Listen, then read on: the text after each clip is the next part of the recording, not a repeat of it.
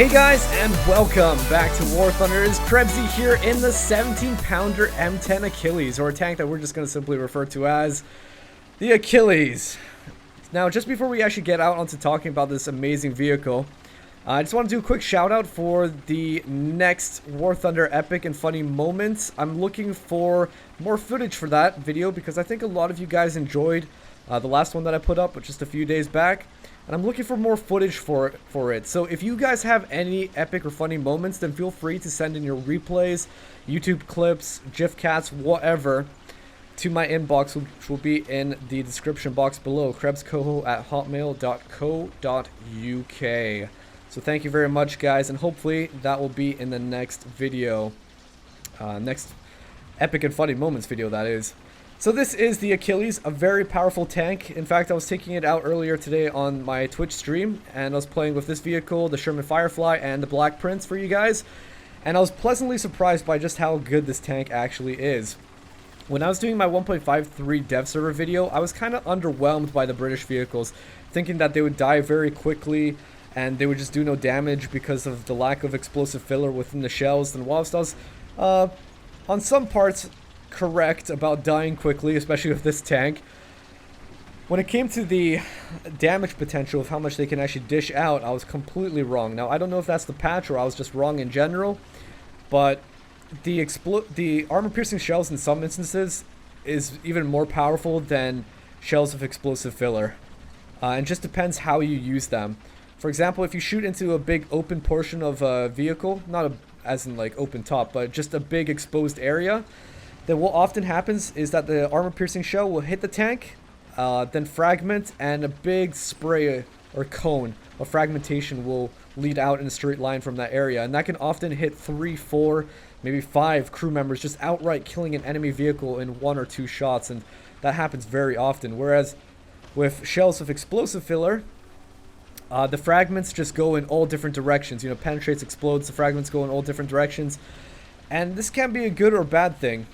So say if you're using armor-piercing rounds and you hit an extreme area on a vehicle, like the cupola or, I don't know, just an extreme area on the vehicle that's not really exposing a whole lot of surface area, so to say, then what often happens is that you don't do any damage whatsoever because the fragmentation just continues on in a straight line. Whereas if it was explosive filler in there, then it would spray into the tank and do damage. So it's all about just using it correctly, and that is to shoot ideally into the middle of vehicles, and that gives you the best potential of knocking out enemy tanks. Now, for some reason, the enemy is not coming to A. I don't know what they're doing. This vehicle comes out at a battle rating of 3.7, so you can see some really low tier tanks sometimes, like 2.7s, like BT5s and T50s and blah blah blah. This vehicle is around that range. I get into matches like that all the time with this vehicle. But likewise, it can also go all the way up to a battle rating or against vehicles like Tigers and ISs, and then it's a lot worse, right? But because there's often more lower tier vehicles in this game than there are higher tier ones, then you're more likely to get into those lower tier matches. But with this gun, doing about 170 millimeters of penetration, you're going to have no trouble penetrating, or these shells doing 170 millimeters of penetration, you're going to have no trouble penetrating enemy vehicles. Not whatsoever. Now, this is getting a little bit awkward because I'm kind of encroaching closer and closer to their spawn, but then again, I've got teammates, so that's nice on the bright side. I want to go for targets who are ideally standing still. Wow! Look at that ricochet off the side and then into the tank. Oh my gosh, amazing. Didn't lead that quite enough. It's kind of hard to predict exactly where they're going to be 700 meters out. Oh, he's standing still. He just stopped. Hold up. If I can reload in time. Tank has about 7 seconds on the reload speeds. Look at that fragmentation finishing off the rest of the guys.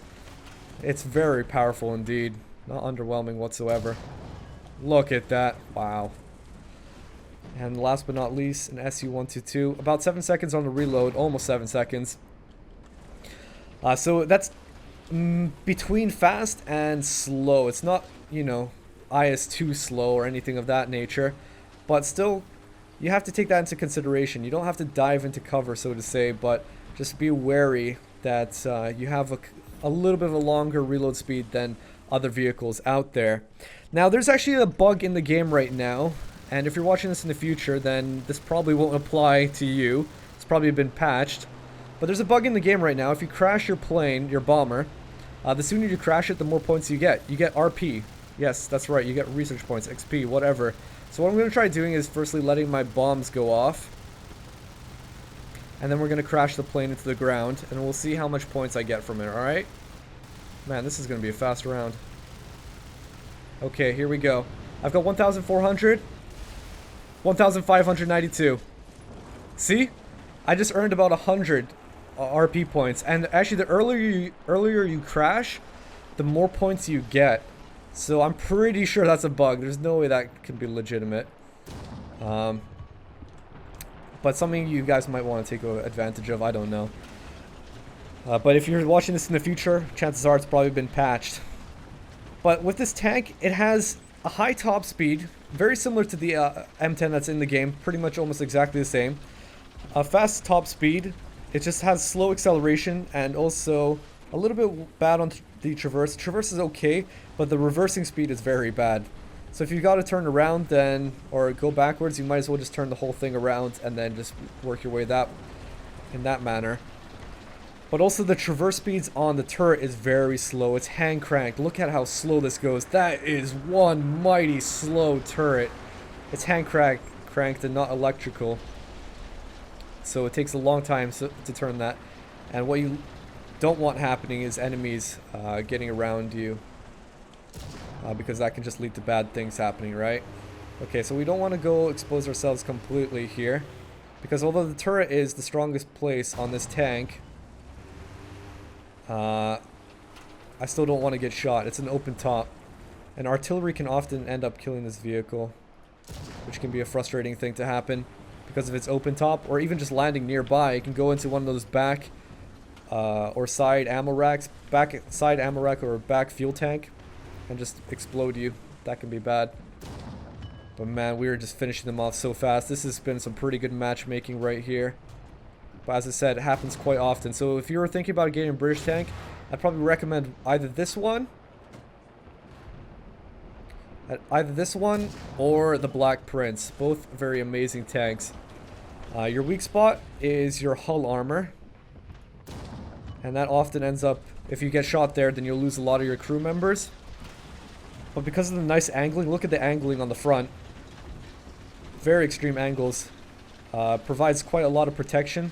A lot of thickness on the armor in those areas. And so if enemies shoot you directly from the front, then they're going to have a hard time penetrating your turret. And it's all about just working around those. And there we go. A lot of points. Didn't manage to capture the VP, but whatever. And just showing you guys how to play effectively with the Achilles, I suppose. A very nice tank to go out with. And I believe that all of you, with just a little bit of work, if you just try your absolute best, you too can top the leaderboard. I believe in you guys. I really believe in you guys. So there we go. That is the M10 Achilles. Hope you guys enjoyed this. In the next one, we're going to be doing the Firefly. So until then, this is KrebsCOHO, and I'll catch you guys later. Here we go, here we go, here we go, here we go. Now we blasting off into the ozone. The way we kick it in the dojo is local for show.